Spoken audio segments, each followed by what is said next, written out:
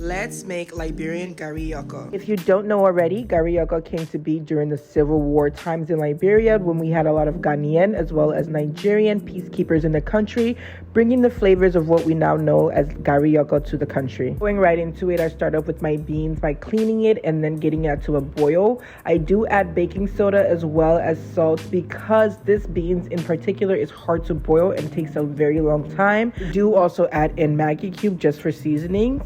I will move on to my plantains to get that prepped and ready to go as my beans are boiling because I'm also going to be including this in my Gari Yoko mixture. For my plantains, I go ahead and cut the top and bottom pieces off, go ahead and cut the skin off, and then start cutting it up and getting that ready to fry later. While the oil is getting hot for my plantains, I then move on to my onion and palm oil mixture. So normally you would use raw onions, but I'm not a big fan of that, so I'm not going to do that. Now that my oil is hot, I am going to start frying my plantains and getting that ready to go. I will then go back to my beans and give it any last seasoning that I think I will need before moving on to my palm oil and onion mixture. Here I'm just adding 2 tablespoons of palm oil to get that hot and ready to go before adding in my onions. Like mentioned before, you would normally eat the onions raw. However, I'm not going to do that because I'm not a big fan of that.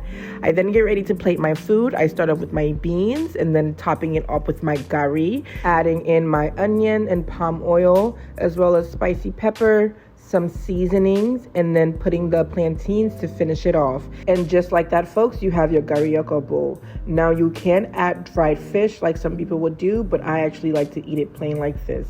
Thank you for tuning in.